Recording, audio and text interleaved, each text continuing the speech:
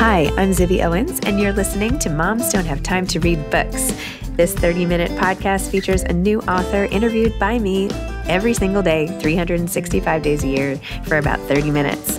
I am also the publisher for Zibby Books, which publishes 12 books a year in fiction and memoir. Our books are already out now. You can check it out on zibbybooks.com. And we have a magazine called Zibby Mag, where we have lots of wonderful essays and lifestyle features. That's at zibbymag.com. We have classes at zibbyclasses.com. And I recently opened a bookstore in LA called Zibby's Bookshop at 1113 Montana Avenue at 11th Street in Santa Monica. I hope that you are able to enjoy some of our other offerings. But this here podcast is the basis of all of it and started in 2018. And no matter what I do, this is basically my favorite thing. Enjoy.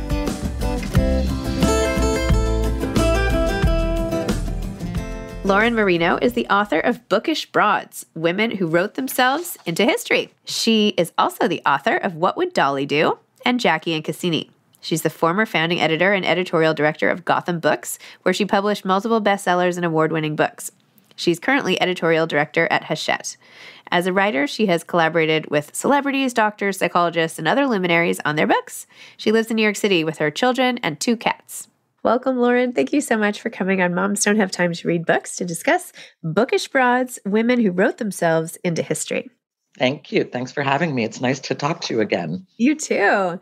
As I was just saying, I was introduced and learned a lot more about women who I thought I knew a lot about, but obviously did not tell. I was particularly interested in Mary Shelley's story, who had like 8 million bad things happen to her, which I had realized before she wrote Frankenstein. But you really cover so many amazing women in the book, and even things like how romantic novels started, and Joan Didion and Octavia Butler, who just opened a bookstore in LA also. And anyway, it was just so interesting to hear, especially when there was so much against women before. But anyway, why don't I let you talk?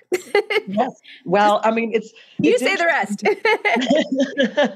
Well, I love that, you started this podcast, Mom Don't Have Time to Read Books. Well, moms don't have time to write books either. And yet both of us have done it.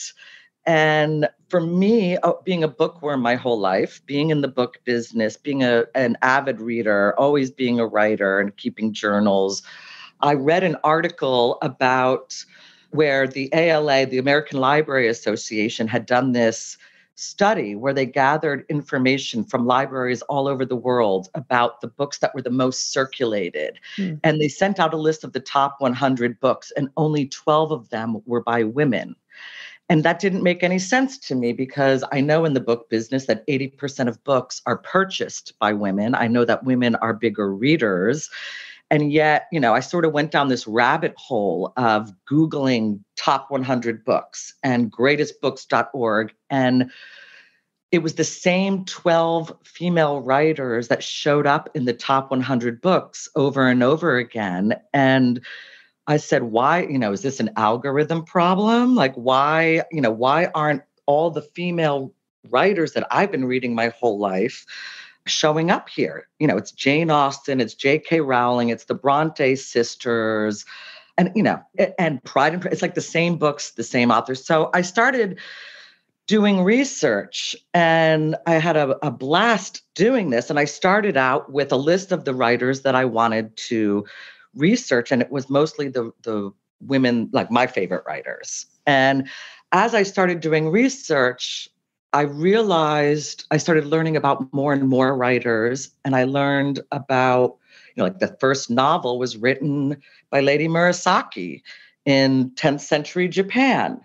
If you were a lit major like I was, they say, oh, it was, Samuel Johnson or Richardson wrote the first novel. No, it was actually written by a woman. So I saw how these female writers stood on each other's shoulders, and how every writer took the work of the female writers before her. And so I learned, I got to study and go down the rabbit hole of rereading some of my favorite books and learning the stories behind these women. But I also learned about a lot of other female writers. So I had a great time. I could have written a book that was 1,000 pages. I could write 10 more books because I didn't even get to cover most of the women I wanted to. And this book was never meant to be encyclopedic. It really, like, as I was going through the writing process and the research, it ended up becoming sort of a history of the female experience. Mm-hmm. And, even today, I think it's changing, but the female experience has always been diminished. And even books by women writers have been diminished. And, you remember the whole era of chick lit. It's like, well, if you write a domestic novel, if you write about your experience as a woman, or you write something about being a mother or having children, or, it's chick or romance, it's chick lit. So, that title alone is saying the female experience is not valued. So, I just loved, I wanted to honor these women, the incredible contributions that they made to literature. I wanted to bring other readers to them. So I have suggested reading after each of the essays. But I also wanted to inspire other aspiring female writers, because the obstacles that these women faced were so tremendous that for me to say, oh, well, I'm a single working mother with 2 kids, I don't have time to write. Well, Mary Shelley and Virginia Woolf weren't even educated. Jane Austen went to school for a month. Her sisters and her mother did all of the housework and the gardening so that she could write her books. So if you didn't have either a supportive father with money who was going to educate you, or if you didn't have a governess, if you didn't have access to books, how would you ever learn how to become a writer?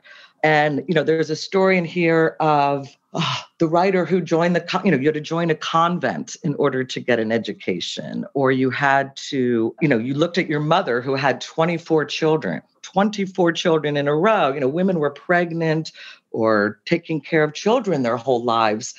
You were married off in puberty, probably to a man much older than you that you didn't know. How are you going to write books? So I don't know. I just love how they found ways around all of these obstacles and were so passionate about expressing themselves and expressing their experiences that they found a way.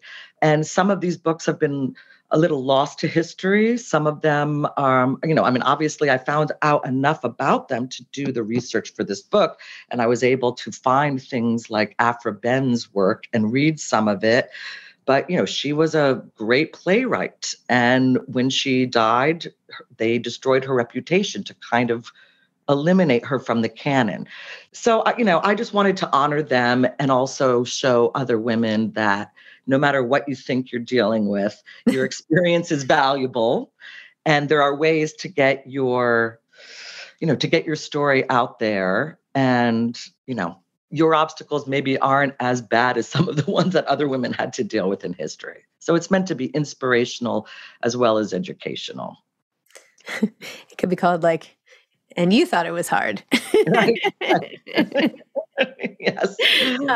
No, it's great too, because it gives us a look at, when you pick up a book, you don't necessarily immerse yourself in what was going on at the time. And it's so important to keep that context, right? Because a book, you don't, aside from the copyright date, it's not always hitting you over the head when it was written, what was going on. And the environment is, it just totally changes your thinking. It's the same thing with art, right? When you go to a museum, and even what you were saying about building on what came before, it's the same thing, right? It's all we're all constantly kind of in dialogue to the point where everybody on this podcast is a response to something, maybe one of these, it's all related. Yes. And so, this is meant to be a fun book and to bring people, I wanted to get to tell the stories behind the storytellers. That was really my mission because, love being a book lover. You always want to know, what made that person write that? Mm-hmm. Where did that come from? What inspired them? And, you read Carson McCullers and it's so dark and, the Southern Gothic. And then you hear, you read her story and, mm-hmm. The rheumatic fever. And she was this brilliant prodigy pianist. And then because of her illness, she wasn't able to to do any of that. And so she became a writer instead. And you just sort of see like she was in pain her whole life. She died young. You see like what was going on in her mind in order to create those books. And Jane Austen, I mean, just a favorite, like to satirize the importance of marriage for women, because it was really the only option. And those books are, they're so beloved, but they are also satirizing what was going on at the time. And, it was all of these women's they wanted their voices to be heard in societies that didn't really want to hear them. Even, Zora Neale Hurston, her work, I mean, she's so incredible. She was this, anthropologist. She was down in Haiti doing all of this research.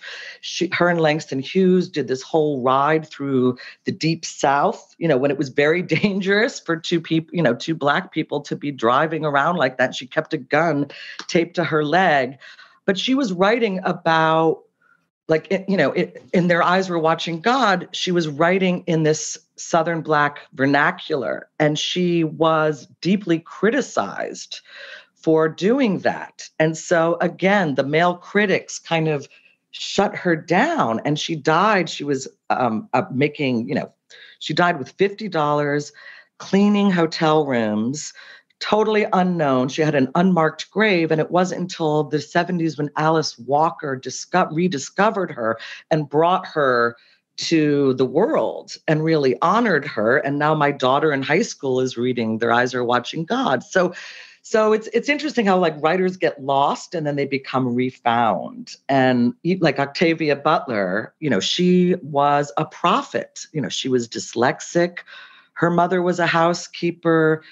She really struggled to get herself educated, and she wrote some of the most incredible science fiction. And she made all of these predictions in her science fiction. And, she did she won a MacArthur Award. She was valued, but her books didn't really sell in her own lifetime. And now you see Parable of the Sower hit the New York Times bestseller list, and they're reissuing all of her backlist. And readers are finally finding her and her genius. And she did a lot of that kind of end of the world dystopian science fiction and predicted a lot of all of these zombie movies and The End of Us in a way that all came from the work that she was doing. So I just want people to value what these women have contributed to our culture. Amazing. We need like a contemporary Bookish Broads. It would be interesting. Yes. Like your picks for who people will remember in the next couple centuries and why. It's hard. I mean, as a writer, you work with the publisher. I mean, this book is, it's illustrated. I tried to have like fun illustrations to make it appealing to young people who are so visual. But, and just to sort of show, like even Zikala Sa here, who has also been kind of lost to history, but she was taken out of her home as a Lakota Sioux and stripped of all of her language, her culture. She became this incredible violinist, but she was the first female to write stories in English about being a Lakota Sioux, about her Native American tradition, and told those folk stories and the stories that up until then had only been oral histories. Anyway, I'm digressing, but yes, who would be the writers of today? And I would love to do a book like that, but I don't know that I can predict it. And I don't know that I can predict it. And I love that in the publishing world, we're finding and honoring now all of these contemporary voices that have not really been published before. And, we're seeing people from all different cultures and backgrounds and all over the world telling their stories. And, in storytelling comes empathy, and comes understanding and cultural understanding. So I think that the contemporary writers are going to be from all different types of backgrounds. Certainly Zadie Smith would be in there. I mean, I wanted to put Zadie Smith in this book, but there's only so much time and space. And, like I said, this wasn't meant to be encyclopedic. It sort of followed organically, like the structure of the book and the writers I chose, they sort of showed up on their own in a way in my research. So, Lauren, talk about your whole experience in the literary world and how you even got into that to start that led us to here. Well, I moved to New York after school and I wanted to get into book publishing, but I did not know a soul in New York. I always say I fell off. It was like I had just fallen off the turnip truck. Where were you from? Well, I grew up in Cincinnati and New Jersey, and I went to school in Providence, and I was like, what do I do? How do I become a book editor? This is my calling. I sort of knew it, but even at school, like nobody had ever done it before. So back then, this is how old I am. You had to take a typing test, right? Because the entry level positions you're basically an editorial assistant. That title is, it's a lot of grunt work. So I was a really good typist because I had written my thesis and I had, back, retype it every time you made a change. So I was a very quick typist. I got the highest score in the typing test and I got work with a literary agent, Kathy Robbins, who handled a lot of incredible journalists. And I had studied the Romantic poets. So I was like this geeky, writing a thesis on Lord Byron's 500-page poem, Don Juan, really in the library every weekend. So I learned by working for Kathy all about nonfiction. And I fell in love with the nonfiction world and with investigative journalism. And I made a decision early on that I was going to pursue nonfiction as my profession for my professional life. And that I was going to keep fiction as my love, my great love. So when I go on vacation, I travel with a suitcase full of books and I try to read a book a day and I cram in 10 days, I will cram in like all of the books that I didn't get to read during the rest of the year. But what I love about being a nonfiction editor is that it's like being in school for life, right? And like writing this book, it was like getting my PhD in female literature, but I'm always reading book proposals. I get so many book proposals. And because they're nonfiction, they're cutting edge. They're great thinkers, great minds, people either writing about their own experiences, whether it's publishing memoirs and entering worlds that I would never otherwise know about, or working with these people on the cutting edge of research in psychology or neuroscience. So I'm constantly learning. I'm constantly stimulated. And, the book world is very competitive, so I don't get to sign up all of the books that I want to, but I do get to read all of these proposals. And so that's really fun for me. You never, ever get bored in this work. And I know you're publishing, your first books are just coming out now, and you have a lot of great female writers, and I think you're doing a lot of fiction, right? We're doing fiction and memoir, but yes, thank you for saying that. Proposals are fun, but we don't do nonfiction like you. Yeah. But I feel like I learn a lot through people's stories, as you were saying. Oh, sure. Proposals. Yes. So what are some of the books that you've worked on that you're really proud of or that changed you in some way, or just, and I don't know, a project that you feel a lot of pride about, or I don't know. Yeah. Well, there's such diversity in the books that I publish. And that's sort of the fun. If I have too many memoirs, then I just start doing neuroscience or, so that I'm not like stuck in the same world. But I published a book in the fall called Hysterical by Alyssa Bassist. And it's about voice and women's voices and how she lost her voice and got very, very sick as a result. And so she kind of did all this research and tried to find out, why am I getting all of these physical ailments? Why is she has back pain and she lost her voice and she had these horrible headaches and she couldn't get out of bed. And so she sort of explored how, as a female writer, she had felt shut down and she felt like her voice wasn't being valued in her relationships with men, at work. And it wasn't until she found her voice and started to express herself that she got her health back. So she looks at really how, like, the medical industry, it's sort of a medical mystery, but through this lens of when women shut down their voices, they get physically they get physical symptoms from that, and the importance of self-expression and how women's voices have been, shut down. I mean, in a way, it's sort of like what happened with Bookish Broads. It's sort of the same story, but it's the modern version of it. Mm-hmm. And, she talks about The Little Mermaid. And, I have a daughter. We watch The Little Mermaid over and over. Everyone loves The Little Mermaid.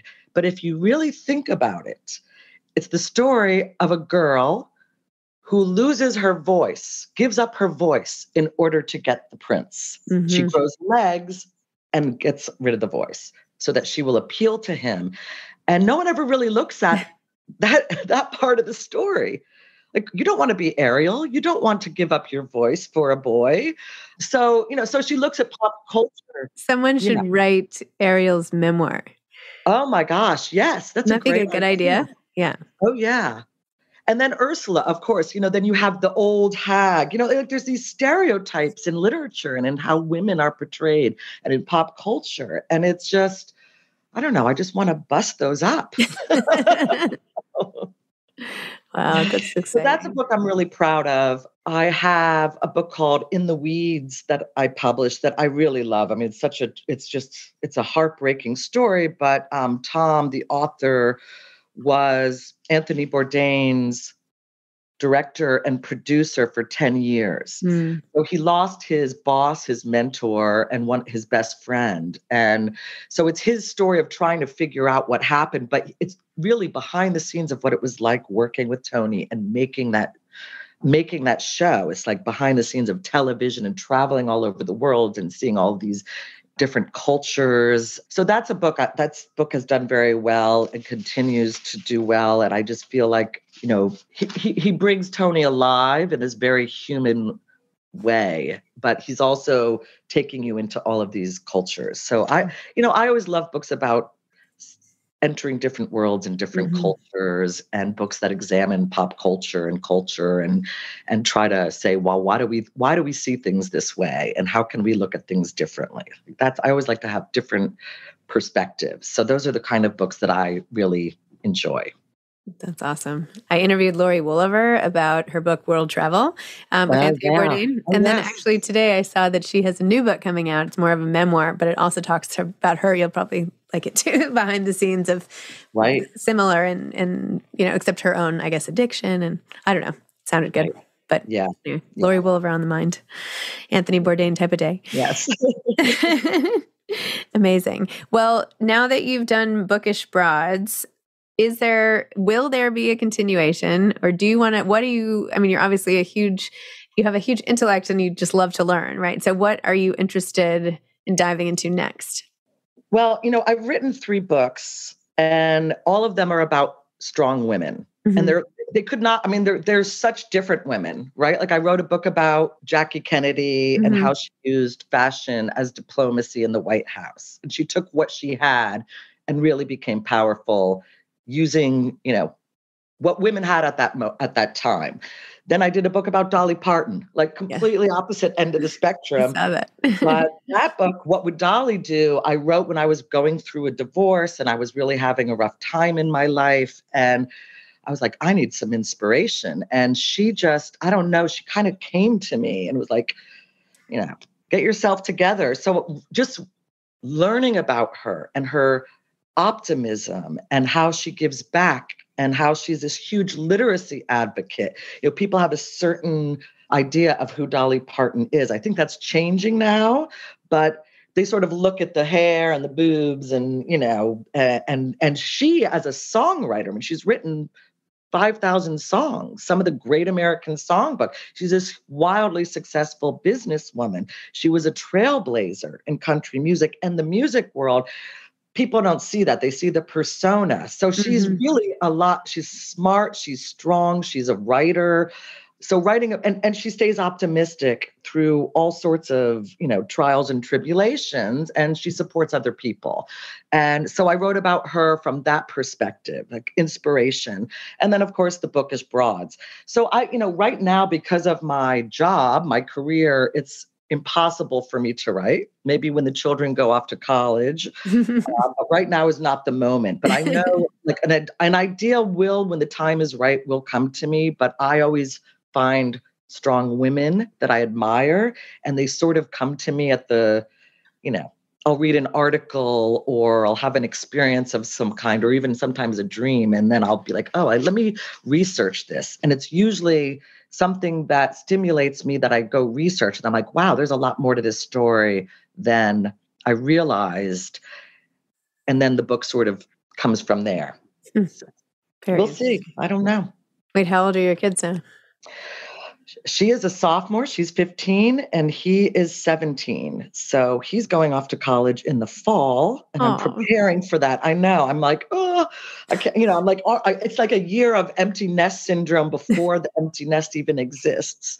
So it'll just be the two of us and then she'll go off. So then maybe, we'll see. Then I'll have to write another book to keep myself company. I don't know. I have twins who are 15 and they're at boarding school, and my daughter texts me like night and day, all day long. It's like, I feel like she more so than if she was in my house. So maybe you'll get closer. You never know. Well, I don't know. I know when I travel, my son will text me and be like, could you order me Murray's Bagels? So I'll be like in California or New Orleans or South Carolina or somewhere, and I'll be like ordering Murray's Bagels for him. So, you're once a mother, always a mother. Yeah, so. Exactly. I'm like, what hockey jersey? Like, could you just do this? Could you order it? Anyway. Right. Well, I'm also publishing Tough Titties by Laura Belgray. And I think I just met her. Yes. So her book, I'm very excited about her book too. Yes. That's coming out in June. And, she calls it, her husband calls it the loser Sex in the City. And it's this, but again, it's a strong woman who kind of took this winding path to become her authentic self and to become successful. But that didn't really happen until she turned 50.